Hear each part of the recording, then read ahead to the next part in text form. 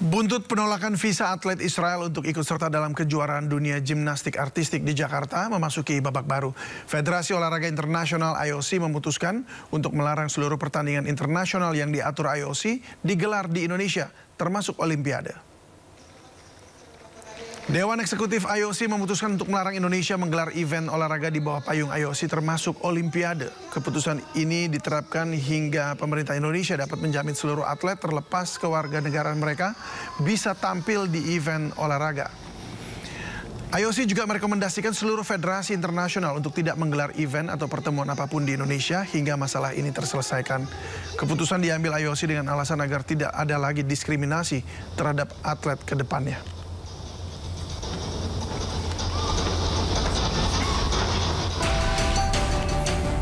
Menanggapi keputusan IOC, Menpora Erick Thohir menegaskan pemerintah Indonesia berpegang pada prinsip untuk menjaga keamanan, ketertiban umum, dan kepentingan publik dalam setiap penyelenggaraan event internasional.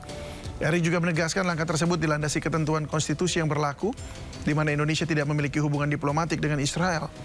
Menpora juga memahami keputusan tersebut membawa konsekuensi di mana Indonesia tidak dapat menjadi tuan rumah kejuaraan di bawah payung Olimpiade.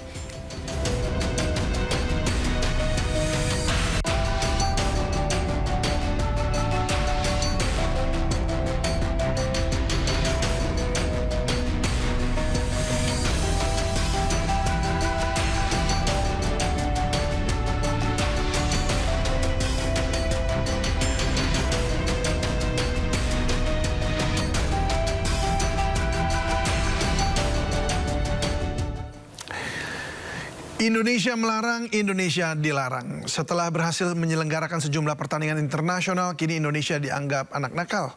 Apakah ini baru permulaan dari gelombang larangan lainnya? Kita bahas lebih dalam malam ini pemirsa. Sudah bergabung bersama kami anggota DPR RI Komisi 10, Lalu Hadrian Irvani. Selamat malam Pak Lalu. Selamat malam Mas. Terima kasih sudah hadir. Dan juga hadir pula pengamat olahraga Eko Nur Kristianto. Selamat malam Mas Eko. Selamat malam semuanya. Ya, terima kasih sudah hadir Pak. Saya ke Pak Lalu dulu nih Pak. Apa tanggapan Komisi 10 terkait putusan IOC ini yang barusan kami sampaikan tadi? Ya, jadi kami di Komisi 10, jika keputusan IOC ini benar adanya, maka tentu sangat menyayangkan sekali.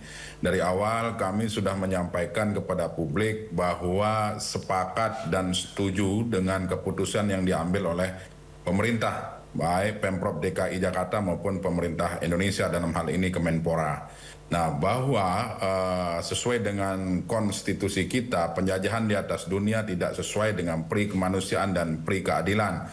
Itu menjadi salah satu pertimbangan. Yang kedua, hubungan diplomatik antara Indonesia dengan Israel, kita tidak tahu, kita tahu bahwa tidak ada hubungan diplomatik antara Indonesia dan Israel. Kemudian yang ketiga, hari ini Indonesia tetap komit untuk mengakui kemerdekaan Palestina. Nah, hal-hal inilah yang menjadi pertimbangan sehingga kebijakan yang diambil oleh Indonesia dengan tidak mengeluarkan visa bagi atlet-atlet Israel di kejuaraan senam internasional yang ada di Jakarta. Oleh sebab itu kami setuju, dan tentu dengan keputusan yang diambil oleh IOC hari ini sungguh sangat mengagetkan. Seharusnya IOC berdiskusi dulu dengan kita, dengan Kemenpora dalam hal ini, bahwa kita tahu pengadilan arbitrase juga menolak gugatan yang diajukan oleh Federasi Senam Israel. Artinya dengan penolakan tersebut, maka apa yang diputuskan oleh pemerintah kita betul-betul sesuai dengan kondisi dan hak konstitusi yang kita miliki. Seperti itu, Mas. Ya, tapi ini Indonesia juga dianggap telah melanggar piagam Olimpiade yang tadinya awalnya juga kita menyepakati, yang isinya menjunjung tinggi non-diskriminasi. Jadi bagaimana ini antara politik dengan olahraga? Kita mau majukan olahraga tapi kemudian ada politik seperti ini. Mana yang harus dibela dulu nih Pak kalau menurut Komisi 10? Ya, saya rasa ini bukan persoalan politik ya. Ini persoalan tentang hak kenegaraan yang kita miliki dengan batas-batas konstitusi yang kita miliki. Kemudian perlu diingat Mas bahwa olahraga itu tidak hanya perkara prestasi, tidak hanya sportivitas, tidak hanya menang dan kalah, Tetapi olahraga itu adalah masuk unsur-unsur nilai kemanusiaan. Nah, menjunjung tinggi unsur-unsur nilai kemanusiaan inilah yang perlu juga dikedepankan. Oleh sebab itu, negara kita hari ini komit mendukung kemerdekaan Palestina. Nah, salah satunya itu karena walaupun hari ini Israel sudah mengatakan gencatan senjata dengan Palestina, tetapi tetap saja kita tahu bahwa masih banyak korban berjatuhan. Nah, langkah-langkah yang diambil oleh negara kita bukan berarti langkah politik luar negeri. Kita tahu bahwa politik luar negeri kita adalah bebas aktif. Nah, oleh sebab itu, sebagaimana yang tercantum dalam konstitusi yang saya sampaikan tadi, bahwa langkah yang diambil oleh pemerintah kita hari ini sudah tepat. Nah, mengenai keputusan IOC ini tentu ada ruang-ruang diplomasi, ruang-ruang diskusi. Oleh sebab itu kami berharap Kemenpora dalam hal ini Menpora untuk melaksanakan atau memanfaatkan ruang-ruang diskusi dan ruang-ruang diplomasi. Memperkuat diplomasi dengan federasi-federasi internasional cabang olahraga masing-masing, sehingga saya tetap berkeyakinan bahwa Indonesia masih akan tetap dipercaya sebagai tuan rumah kejuaraan-kejuaraan di tingkat internasional. Demikian, Mas. Baik, saya ke Mas Eko. Gimana, Mas Eko, tanggapan Anda? Ya, sebetulnya tadi kalau kata Pak Lalu terkejut, kalau saya tidak ya. Jadi narasi yang tadi diutarakan sebetulnya tetap kurang kuat untuk mengcounter argumen dari IOC. Kalau mereka kan jelas ya, pegagannya kan Olympic Charter, lalu juga nilai-nilai universal gitu ya. Jadi harus dibedakan ya, IOC ini memberi sanksi itu sebetulnya logikanya itu nggak langsung tentang sikap Indonesia membela Palestina dan menentang Israel. Yang dipermasalahkan adalah Indonesia gagal ya sebagai panitia, ibaratnya sebagai penyelenggara, gagal untuk memberikan visa gitu. Padahal dalam suatu penyelenggaraan itu ada satu prinsip, non diskriminasi, itu meliputi berasal dari negara mana para atlet berasal gitu. Jadi IOC itu sebetulnya bukan karena wah ini Palestina, ini Israel, enggak gitu. Tapi intinya Indonesia sebagai tuan rumah gagal memberikan visa dan ternyata tidak memberi visanya itu berdasarkan oh ini atlet dari suatu negara tertentu di situ. Jadi sebetulnya kalau kita lihat narasi dan 4 putusan itu nggak ada mengaitkan sama politiknya Indonesia, lalu politik luar negeri bebas aktifnya Indonesia, enggak gitu. Tapi sebagai penyelenggara tentunya kan dari awal tuh kan kita kan bidding ya, ibaratnya bidding mengajukan itu ada komitmen sebetulnya, komitmen untuk menerima semua kontingen semua pelatih, ofisial, atlet dari negara manapun gitu. Jadi itu harus, Mas kira-kira. ya, jadi tapi harus bagaimana kita memandangnya karena hampir-hampir semuanya berkaitan begitu. Iya. Kalau tadi dikatakan bahwa ini bukan masalah politik, justru ini adalah persinggungan terbesar ya antara spirit Olimpiade dengan politik luar negeri suatu negara. Makanya semua memiliki logikanya masing-masing ya. Tadi yang Pak Lalu katakan itu betul ya dari perspektif hukum nasional, lalu juga konstitusi. Tapi logika komunitas olahraga punya logika yang lain dan dua-duanya bisa dibenarkan. Jadi makanya kalau dalam hal ini kita jangan lupakan loh ya. Menpora kali ini tuh member IOC loh. Pak Erick Thohir itu sangat terhormat ya di pergaulan olahraga internasional. Jadi sangat paham juga ini sanksi-sanksi seperti ini gitu. Cuma status beliau kan sebagai menteri pemerintah juga nggak mungkin mengabaikan secara langsung ya yang namanya Undang-Undang Dasar 45, lalu politik bebas aktifnya Indonesia gitu, nggak mungkin. Tapi saya pikir konsekuensi seperti ini sudah dipahami betul sama Pak Menpora ya. Begitu Mas kira-kira. Jadi apakah larangan IOC ini kemudian akan berdampak langsung pada kepercayaan federasi olahraga lainnya gitu? Karena FIFA bahkan sebelumnya kita pernah ya dicabut status tuan rumah Piala Dunia U20 karena isu yang sama. Apakah ini akan berdampak kepada yang lain-lain, AFC dan segalanya? Jelas akan berpengaruh ya, jelas akan berpengaruh. Jadi kalau kita lihat kan 4 poin itu kan nggak ada paksaan ya. Wah ban Indonesia apa enggak? Tapi kan IOC ini kan sangat dihormati ya di pergaulan olahraga internasional. Jadi tentu saja yang namanya himbauan dari mereka itu bukan suatu hal yang sifatnya soft, itu udah keras juga tuh gitu. Jadi intinya begini, saya tidak menyalahkan pemerintah ya, itu juga sudah betul tadi seperti Pak Lalu katakan, betul dasarnya betul, dan saya kira mayoritas warga negara Indonesia juga mendukung saja ya sikap dari pemerintah ini. Cuma dampaknya ada buat atlet ya dalam pengembangan prestasi segala macam. Lalu tentang tuan rumah event internasional, lupakan saja ya. Kita lihat, ambil berbagai contoh deh. Intinya Indonesia ini nggak punya daya tawar, bargaining position yang cukup gitu untuk bisa melakukan lobby-lobby yang sifatnya itu menganulir ya putusan-putusan organisasi olahraga internasional gitu. Ya itu dia. Saya kembali ke Pak Lalu. Lalu gimana nih Pak Lalu, jika pembukaan Undang-Undang Dasar sebagai alasan menolak visa atlet Israel, sampai sejauh mana kita siap nanggung konsekuensi diplomatik juga dan sportifnya? Jadi saya rasa begini ya, sebelum pemerintah memutuskan untuk tidak mengeluarkan visa, tentu sudah dipertimbangkan dengan matang segala sisinya, termasuk konsekuensi hari ini. Ketika IOC mengatakan bahwa tidak merekomendasikan negara kita sebagai tuan rumah dengan alasan bermacam-macam. Ya tentu saya melihat bahwa pemerintah sudah memikirkan hal itu dan tentu dampaknya juga sudah dipikirkan. Nah oleh sebab itu kami di Komisi 10 DPR RI mendorong Menpora, ya betul yang disampaikan oleh Mas Eko tadi bahwa Pak Erick Thohir ini ya kita tidak meragukan lagi lah kemampuan lobby-lobby, kemampuan diplomasi di bidang olahraga, karena beliau juga termasuk member di IOC ini. Nah tentu dengan kapasitas beliau inilah nanti untuk mengadakan pembicaraan ulang, mengadakan diplomasi maupun diskusi dengan IOC terkait dengan keputusannya ini. Namun saya melihat bahwa negara kita mengutamakan adalah keamanan dan ketertiban umum seperti yang disampaikan oleh Menpora. Saya rasa itu menjadi suatu alasan yang betul-betul konkret dengan kondisi negara kita hari ini dan posisi negara kita terhadap Israel dan Palestina. Mau tidak mau ya kita mengaitkan hal itu karena memang kondisinya seperti itu hari ini. Tetapi lagi-lagi saya sampaikan bahwa olahraga ini bukan persoalan menang kalah, bukan hanya persoalan prestasi, tetapi juga kita harus menjunjung tinggi nilai-nilai kemanusiaan. Saya meyakini kita memiliki presiden hebat, Pak Prabowo Subianto, yang sangat diakui oleh dunia internasional untuk urusan diplomasi, untuk urusan diskusi, dan tentu saja inilah yang harus dimanfaatkan oleh negara kita ketika nanti suatu saat Indonesia ditunjuk menjadi tempat kejuaraan atau event-event internasional lainnya.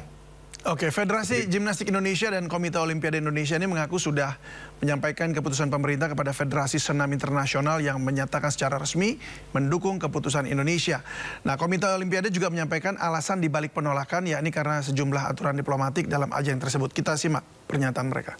Karena kami tahu bahwa Israel itu merupakan satu negara dari negara yang tidak punya diplomasi dengan Indonesia dan juga termasuk ke dalam calling visa. Jadi dengan demikian peraturan dari pemerintah adalah bila ada salah satu negara yang termasuk di dalam calling visa, itu kami sebagai penyelenggara harus bersurat kepada imigrasi bahwa ada dari negara tersebut. Kami sudah menyatakan itu.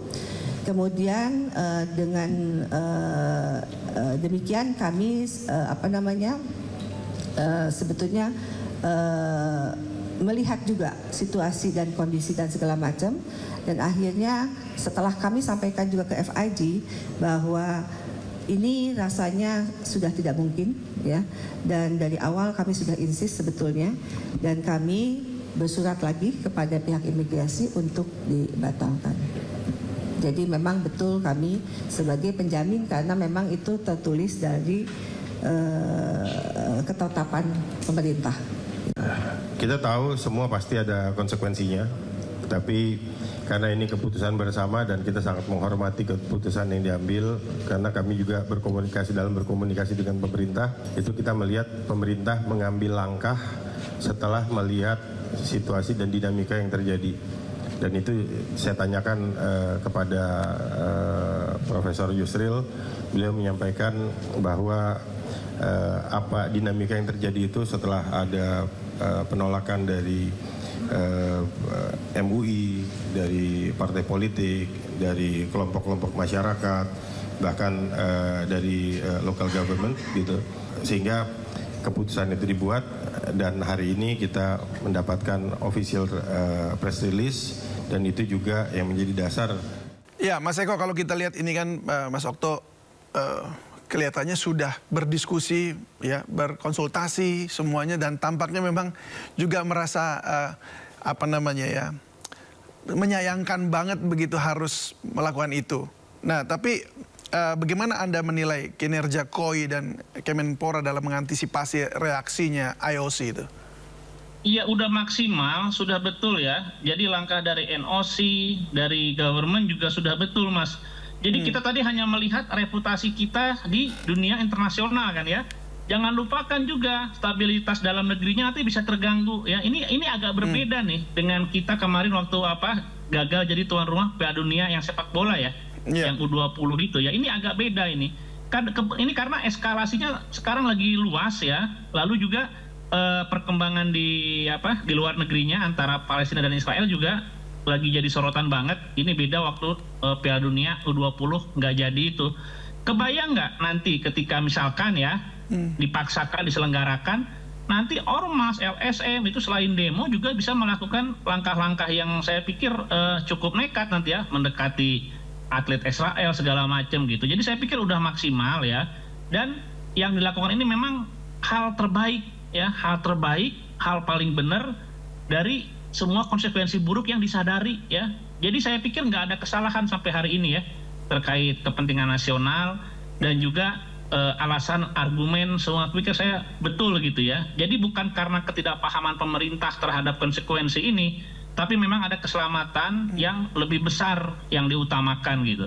Termasuk sebetulnya keselamatan kontingen Israel sendiri kalau saya lihat ya. Gitu. Jadi udah betul sih sampai hari ini. Makanya kalau kita lihat semua mendukung pemerintah, kok nggak ada yang menyayangkan berlebihan gitu ya. Walaupun ada mungkin yang merasa dirugikan atlet-atlet dan lain sebagainya, tapi dengan argumen ini saya pikir mereka bisa menerima. Oke, tapi dengan situasi seperti ini tentunya ini karena kita sudah akhirnya mendapat larangan seperti itu. Apa yang harus kita lakukan? Apakah perlu task force khusus gitu untuk lobbying ke depan untuk memperbaiki situasi ini? Oke, ini langkah ke depan ini konkret ya. Saya pikir sosialisasi perlu ke masyarakat bahwa yang namanya logika atau pergaulan di olahraga itu ada hal-hal khusus ya, spesial yang dilakukan demi terselenggaranya event, tapi tetap tidak mengubah politik luar negeri suatu negara. Ya, jadi Indonesia tetap mendukung kemerdekaan Palestina. Tapi di sisi lain mungkin ada semacam visa event terbatas ya. Tapi untuk kepentingan olahraganya, atletnya bisa hanya untuk atlet. Tapi tetap saja politik luar negerinya mendukung Palestina kemerdekaan. Itu mungkin bisa diupayakan. Tapi sosialisasinya ya itu mungkin bukan hal yang mudah ya. Apalagi kita kan punya ormas, LSM, kelompok masyarakat itu agak susah gitu. Tapi untuk saat ini ya, langkah jangka pendek ini udah bener sampai hari ini tuh. Baik, Pak Lalu, apakah hal tersebut mungkin yang diusulkan tadi? Visa khusus? Ya, saya rasa pertama tadi yang saya sampaikan bahwa konsekuensi tentu sudah terpikirkan. Nah, yang terpenting adalah hari ini pemerintah, kami di Komisi 10 mendorong agar pemerintah hari ini betul-betul mempelajari keputusan dari IOC ini. Yang kedua, mengambil langkah-langkah diplomasi, menjelaskan, menerangkan, kemudian ya tentu menawarkan kembali dan memberikan keyakinan bahwa event-event atau kejuaraan-kejuaraan internasional yang akan diselenggarakan di negara kita betul-betul dalam suasana aman, nyaman, dan tentunya akan sukses dilaksanakan. Tadi saya sepakat dengan yang disampaikan Mas Eko bahwa pertimbangan-pertimbangan tentang keselamatan, keamanan dari atlet Israel itu sendiri di tengah situasi hari ini yang sedang memanas, di tengah situasi hari ini yang sedang tidak menentu terkait dengan kondisi kemanusiaan yang ada antara Israel dan Palestina. Nah, oleh sebab itu saya berharap dengan keluarnya keputusan IOC ini, Menpora agar melaksanakan langkah-langkah yang nyata untuk melakukan diplomasi kembali, melakukan diskusi kembali, sembari menjelaskan persoalan-persoalan dalam negeri, akibat, dampak, dan sebagainya kepada IOC. Saya meyakini bersama teman-teman di Komisi 10 bahwa keputusan ini belum terlalu mengikat dan final sehingga kita masih punya kesempatan. Ya tentunya sambil melobi federasi-federasi internasional yang lain, federasi cabang olahraga internasional yang lain untuk meyakinkan juga bahwa Indonesia aman untuk dilaksanakan atau menjadi tuan rumah sebagai penyelenggara event-event internasional. Seperti itu, Mas. Ya, baik, Pak. Karena begini, dalam konsep sport diplomasi ya, seringkali kan olahraga itu kemudian yang menjadi alat diplomasi begitu. Ya, sementara kita yang ini sudah tampaknya sampai sejauh ini sedang tertutup karena kita harus menerima konsekuensi tersebut. Nah, apakah kemudian Indonesia harus bisa meyakinkan bahwa kepada dunia ya bahwa ini hanya karena kepentingan untuk kemanusiaan yang adil gitu. Artinya hanya bahwa bukan sekedar Palestina, tapi kita ingin menegakkan perdamaian di dunia gitu. Ya tentu salah satunya itu, dan keteguhan komitmen yang bangsa kita hari ini pegang adalah kita mengakui kemerdekaan Palestina. Nah, kembali lagi saya katakan bahwa olahraga ini bukan persoalan menang kalah, bukan persoalan sportivitas.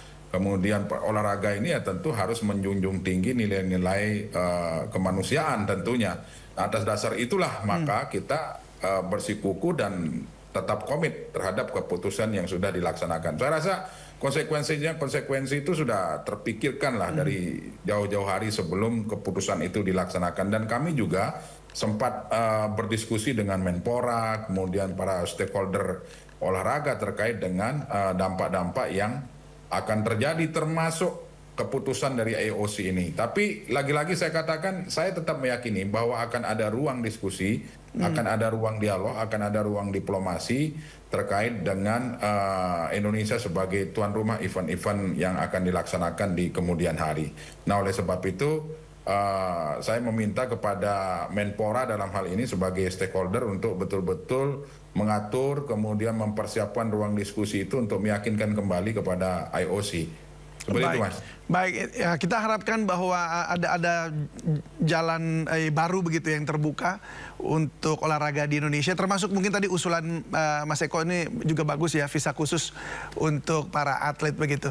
Terima kasih Pak Lalu Hadrian, terima kasih Mas Eko sudah berbagi bersama kami yang terbaik buat olahraga Indonesia. Selamat malam.